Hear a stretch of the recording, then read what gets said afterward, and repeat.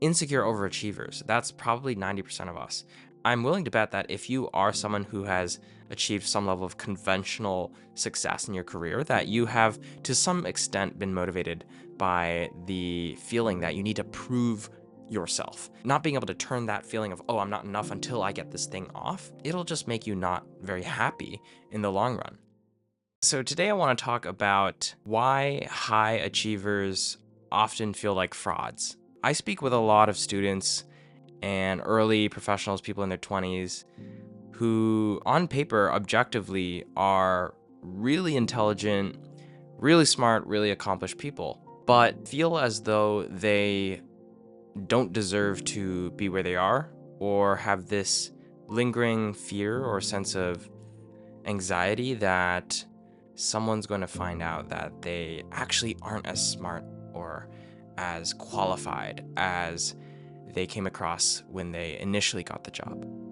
This idea of imposter syndrome, I personally have felt all throughout my life and career. And I remember when I was a student at Georgetown, recruiting at the time for roles in investment banking in New York, I had a massive sense of imposter syndrome and feelings of insecurity around whether or not I was good enough to even land a job. And so even though I was doing all of the work and I was networking, grinding my ass off, making trips in person to grab coffee with bankers in New York during spring break, and applying to lots and lots of roles, I remember even after I'd landed an interview, wondering if it was an accident or I just got lucky and didn't actually deserve to work in investment banking.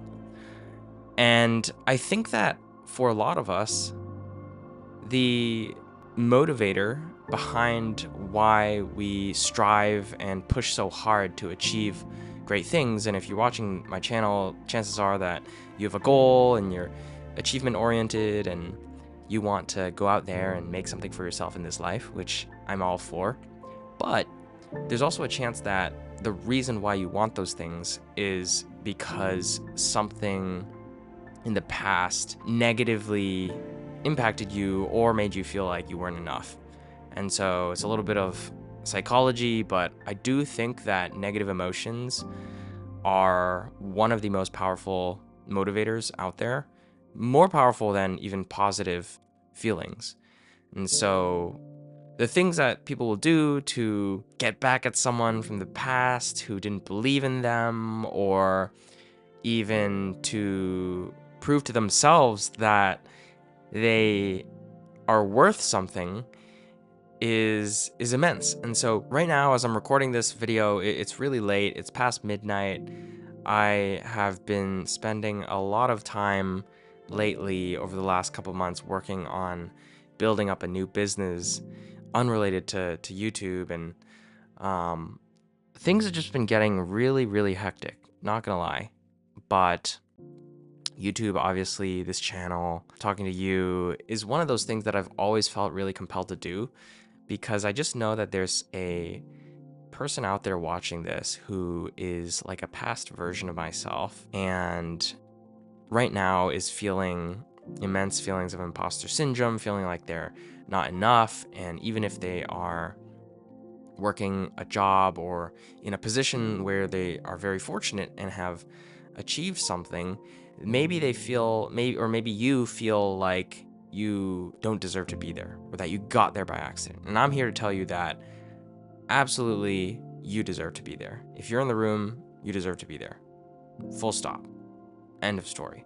Now, I want to break down imposter syndrome a little bit more, though, so that we can better understand it. So fundamentally, imposter syndrome comes from thinking that you're supposed to know everything and feeling like everyone else around you knows everything, when in reality, that is impossible. What you have to realize is even the most senior people at work on the daily are making decisions based on imperfect, incomplete information.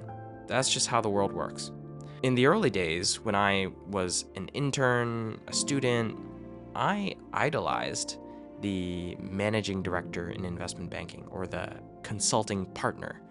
And I thought that this person who had worked for 20 something years probably to get to that point in their career, knew everything that there possibly was about finance, about business strategy, what have you. But over time, after working in investment banking and working in consulting at some top firms, and I don't say this to brag, but really because I want you to understand that I worked in places where supposedly these were supposed to be the pinnacle of the industry. Even at those places, I quickly realized as a junior consultant, as a junior banker, that the managing directors, the partners, even they didn't know everything that there was.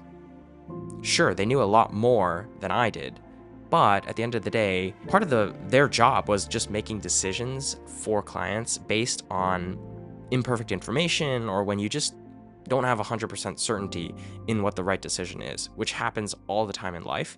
And so once you realize that, and once I realized that, oh, actually, it's okay to not know the answer to everything, this was like a weight lifted up off my shoulders, because I realized that as the most junior person on my team, even though I didn't know as much as some of the people who had been around for longer, it was totally okay, this feeling of feeling like I didn't know everything. And everyone else around me feels the same way. Maybe they just don't show it. And so step one, I think, to overcoming those feelings of imposter syndrome is really to recognize that it's completely normal to not know the answer and to be okay with that. And to realize that that's not a reflection on you being inadequate, but really just a reflection on the situation where there's not enough information, or you haven't been given enough information by the company or by the client to make a 100% confident decision. The second thing that you have to realize is that the people that you idolize, and this doesn't just apply to work, this could apply to your personal life too. If you're dating someone, anyone who's been in a relationship before will know that there's this honeymoon period, usually for the first 6 to maybe 12 months, where you basically pedestalize this person, and you may overlook a lot of flaws, a lot of red flags. It's not that you don't see them, but you just selectively choose to not notice and to ignore them.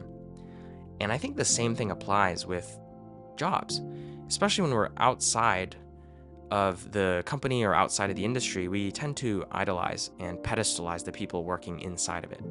And once we get there, though, we realize that these people are just normal human beings.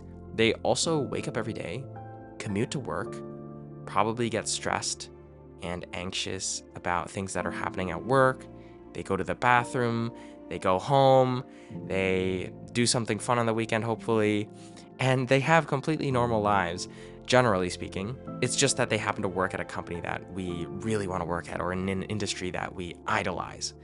And so that act of pedestalizing someone or a job or something else that you really want in life, I think can contribute to those feelings of imposter syndrome in the beginning, because you feel like, oh my gosh, how could I possibly match up to them? But once you do start working in this industry, let's say that you do get that job, what you realize really quickly, and what I realized really quickly, was that the people around me, my teammates, super smart people, oftentimes super nice people as well, but just normal human beings.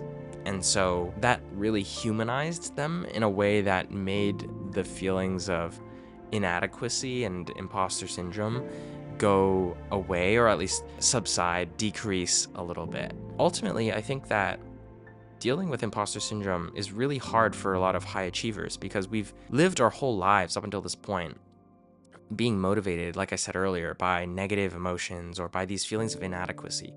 Insecure overachievers, that's probably 90% of us. And then maybe the other 10% is people that were raised in, really loving families and never really felt like they were inadequate. But I'm willing to bet that if you are someone who has achieved some level of conventional success in your career, that you have to some extent been motivated by the feeling that you need to prove yourself to someone, and whether this is you or to society or to your friends and family, I'm willing to bet money that there is a part of you that is strongly motivated by that need to prove yourself.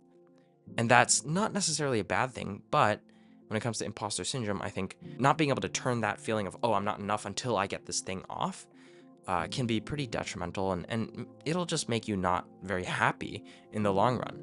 Because no amount of career achievement and conventional success is going to take away that feeling that you don't deserve to be in the room.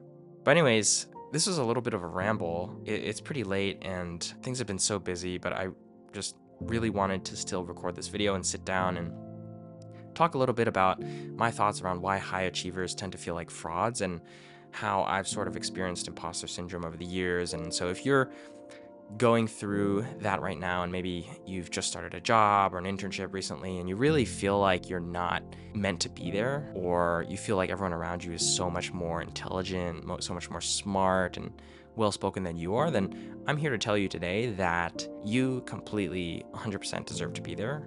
And those feelings that you have, they're completely normal. Just continue to push forward, do a good job, ask the questions, don't be afraid of looking stupid.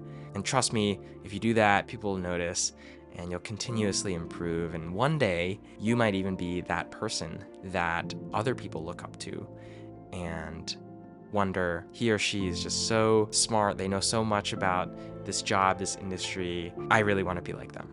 That's the end of my rant. I hope that you found this helpful. And if you guys like this new format where I kind of just sit and talk casually at the camera, let me know in the comments. But as always, thanks for watching, and I'll see you guys in the next one. Peace.